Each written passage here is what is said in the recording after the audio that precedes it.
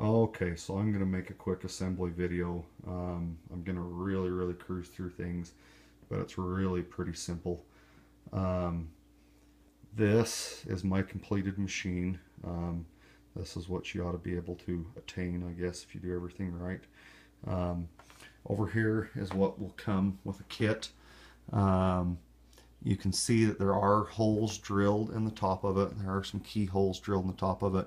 You can see here closest to me that that is the hole for the shaft of the motor to come through. It's currently at 3/8. You can drill that to whatever size as long as it stays centered at that location so that the clocking arm doesn't bind on the wheel.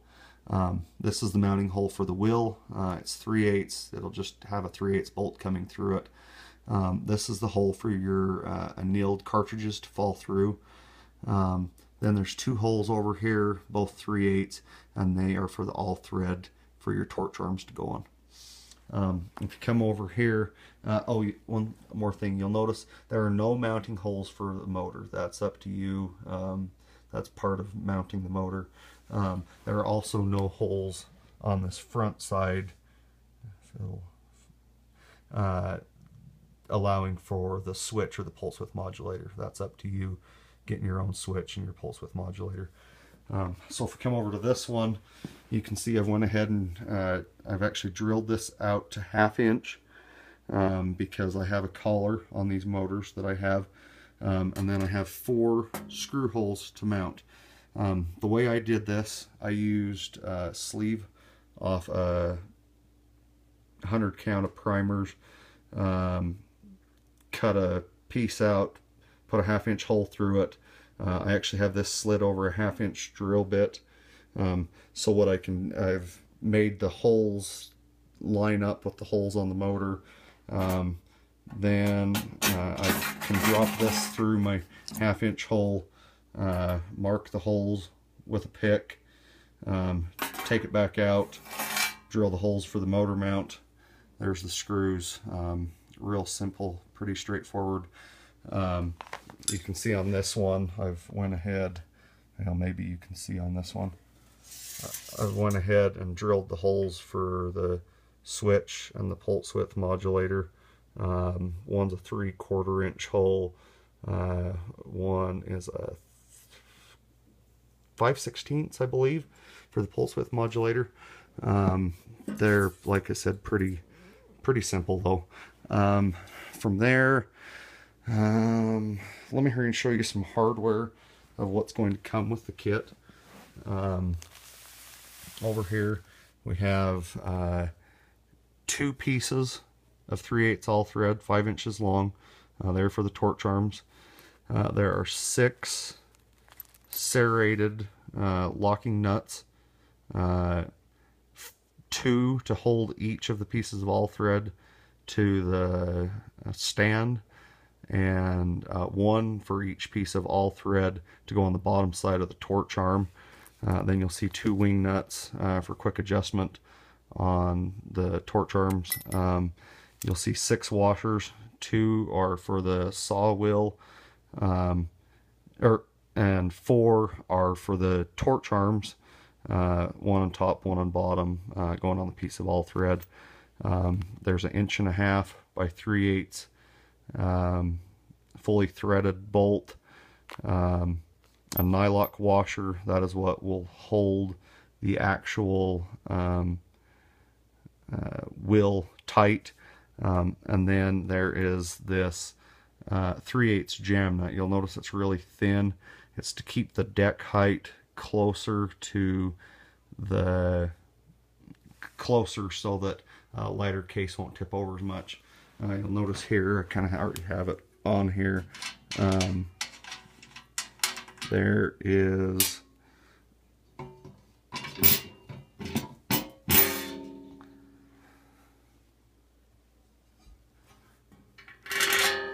there's a 3/8 bolt. You can see the little jam nut there. Like I said, just trying to keep deck height down. There's a washer.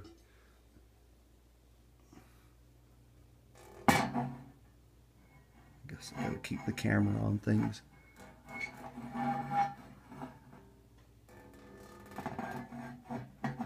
There we go. The wheel, another washer, and then the nylock nut so that it doesn't back out and loosen up on you. I'm not going to tighten that down right now because I don't have a wrench right handy. Oh, there it is on the floor. Anyway, you want a slight amount of pressure on that just so that when the clocking arm hits it, it doesn't continue to free spin. You'll see how that spins way beyond where you would obviously want it to go. You'd end up with skipped cases. You want a slight amount of pressure on that. And I'll bring over here to electronics. Pretty straightforward. Here's your voltage adapter. This converts it from 120 volt wall voltage down to 12 volt. You can see I've lobbed the end off of it in exchange for a female spade terminal and a ring terminal. The ring terminal is on the neutral. It will go directly to the power negative on this pulse width modulator. Here's a pulse width modulator. So there's 4 terminals, power plus, power negative, motor plus, motor negative. Like I said, the neutral, you'll go ahead and take that black ring terminal, put it on the motor negative.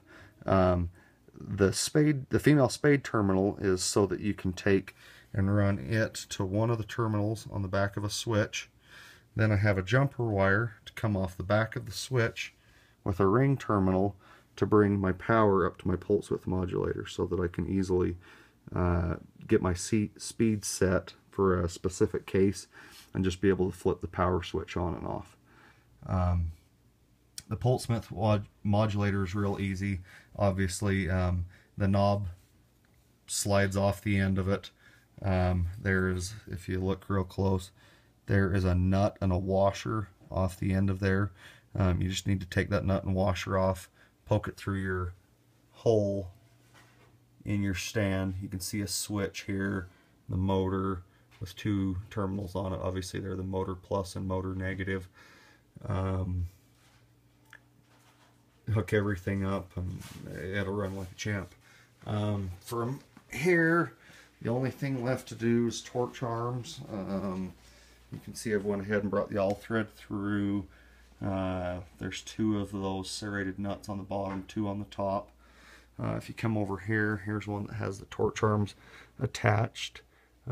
You'll see, hopefully you can tell, there's a washer, one of those serrated nuts, the torch arm, another washer, and then a wing nut on top of that so that you can adjust it easier. Kind of saves you from having to go get a wrench out of the drawer.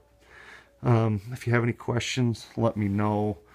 I'm cranking them out as fast as I can. I still don't have any clocking arms done up, but I'm hoping tomorrow night I'll get a good chunk of them done so that I can make sure and have them to all you guys this weekend. Thanks again.